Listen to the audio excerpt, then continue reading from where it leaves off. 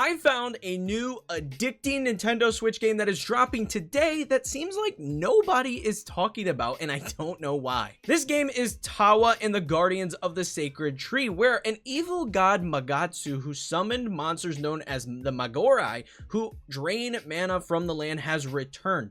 Shenju Village, who is protected by the child of the gods Towa, gathers 8 companions to fight back and defeat Magatsu, and these companions are known as the Prayer Children. So Towa and the Prayer Children venture out to rid the land of Magatsu's darkness and corruption. However, in their efforts to seal Magatsu away, the Prayer Children are banished to the end of time. So Towa sets out with her time traveling abilities on a quest to save her friends and defeat Magatsu once and for all. Sound like an interesting plot? It is, and the gameplay is even better. So this is a Switch 1 game, but I did play it entirely on my Switch 2 in this demo build of the game. It definitely has a Japanese-inspired art style, and it's absolutely fantastic. It's bright, it's colorful, and the characters' designs are also really nice, with each character voice acted, which is something that many games of this style seem to be doing now, and I'm a huge fan of. The graphics look really nice, and the game seems to be locked at 30 frames per second, even on the Nintendo Switch 2. And this gameplay of Towa is very much like Hades. It has a roguelike formula just like Hades. You set out into random locations and take down waves of enemies before progressing to the next location, and you start by selecting an attacking character called the Suguri and a supporting character called a Kagura. And you can pair any of them together to change how each run feels from any of the 8 prayer children in the game. And this is a really fun mechanic in this particular game. I found myself really enjoying this because changing up which characters you take changes the abilities that you have at your disposal, so finding the best pairing that fits your playstyle is a lot of fun. Not to mention the fact that all of these characters are upgradable, so as you complete runs, you're able to go back to the village and rank up the characters that you're enjoying the most, changing up their playstyles and their abilities that they have at their disposal, giving you a lot of customization in this game, going from character to character, ranking them up and changing how they're actually going to play. On top of how they actually play, changing up characters that you take also changes up dialogue that you'll encounter throughout each run, making your experience very much dependent on which characters you're taking with you on your adventures. Another cool thing with this game is it does feature local co-op, where one person can take control of the attacking character and another can control the supporting character, giving you the ability to actually sit on the couch with somebody else and play through this Hades-like experience together. And this is nice because the 2 characters actually share a health bar, and you're not defeated until both characters go down. You run out of health for both characters. So I could definitely see this being a really fun experience as a co-op game, being able to pair your movements with your teammate that you're playing with, and also being able to synergize your different attack patterns, things of that nature. It's really cool. Now, combat consists of balancing the swords of the attacking character and the abilities of the supporting one. The attacker has 2 different swords that have a certain charge, and upon depleting that charge, you must swap to the other to maximize the damage output.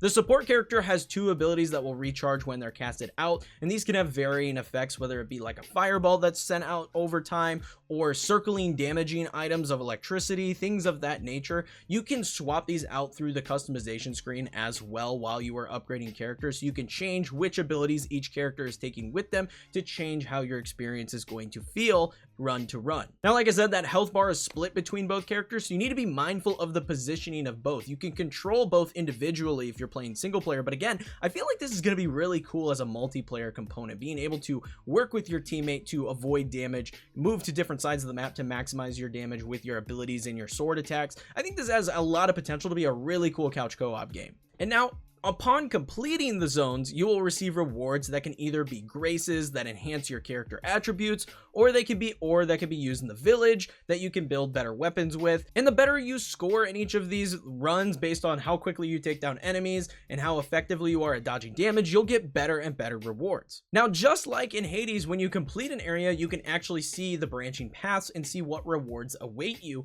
when you go through that particular path. So it allows you to really have a lot of autonomy in how you progress through each run. Maybe you need a certain item, maybe you're looking for more ore to build more weapons, or you're looking for more passives to make it farther in your run. You can really pick and choose what is going to be the most beneficial for you by picking the path and seeing what items are available. You can also find peaches that level up your graces that you've already collected. So say you have a particular passive that you think is very powerful and very good for the build that you're running. If you go for a path that has a peach as a reward, you'll be able to upgrade one of your graces that you already have available to you. And in between these enemy filled rooms, you'll also find rooms that provide bonuses like hot springs that will make your characters temporarily stronger, and also include some fun dialogue bits and character development portions of the game, which I really enjoyed. And the boss battles themselves are really solid, and the designs of the bosses and the enemies are really well done. I found that some of the smaller bosses weren't all that challenging, and the challenge of this game in general just didn't feel super high, but the big, more grand bosses that they throw you into combat with,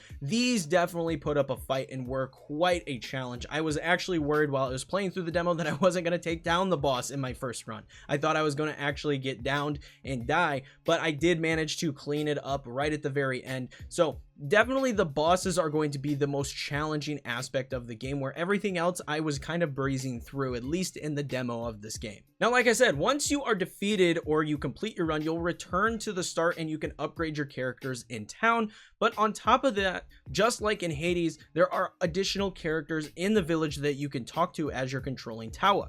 And Towa has all of these interactions with these characters, and this will dig you deeper into the story and the world building aspects found in Towa and the Guardians of the Sacred Tree. On top of this, you can also use those ore materials that you found to build new weapons, and the crafting minigame is actually pretty in-depth in this game. I found that to be a really interesting tidbit that I wasn't expecting. I figured I'd just slap a weapon together and get back to the run, but no, this minigame actually took some time, and the better you are at the minigame, the more powerful the weapons that you're crafting will be, which was very satisfying as I figured out the different minigames and I started doing better and better at them. So in conclusion, Towa and the Guardians of the Sacred Tree is an absolutely phenomenal Hades-like experience that, again, it seems like no one's talking about, but it's such an addicting time. It takes that tried and true Hades formula, but puts a unique spin on things with the weapon forging and the ability to change out your characters, altering the abilities, attacks, and dialogue from run to run.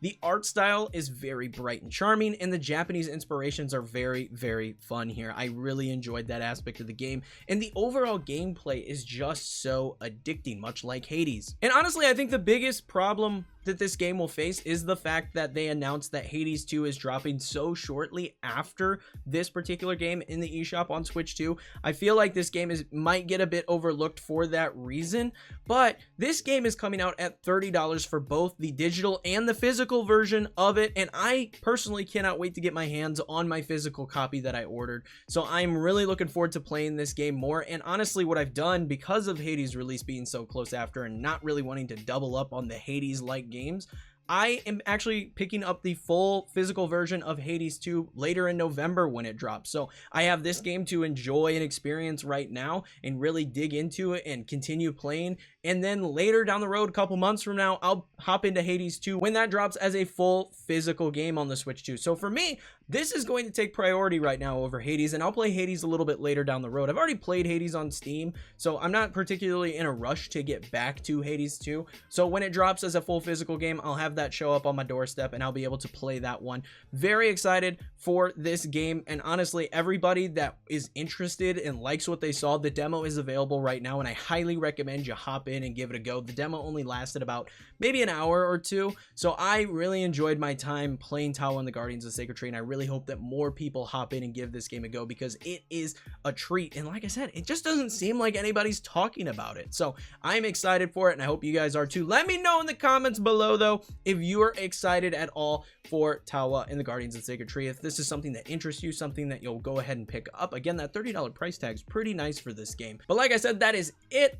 Check out the member service if you want to support the channel in an additional way besides just watching the videos. You can check out the members, you get some exclusive perks and stuff like that. Definitely not something that you have to do. It's not something that is required by any means necessary, but if you're interested in extra content and things of that nature, you can check out the member service. It's an additional way to support me. Also, you can check out Advanced Energy Drinks. That is a new energy drink that we are partnered with here on the channel, and you can use code Kneeckoh for 10% off your orders. They have hydration formulas, they have protein, they have caffeinated energy drinks. I do recommend being 18 plus for any of the caffeinated drinks unless you have parent permission, but you can check that out. Again, code Kneeckoh for 10% off your orders there. That also gives me a little bit of a kickback. You can also check out the Discord where people over there hanging out talking Switch 2 all the time. But again, like I said, that is it for this particular video. Leave a like, comment, subscribe. It helps me out, helps the video out, and helps the channel out immensely. But until next time, peace.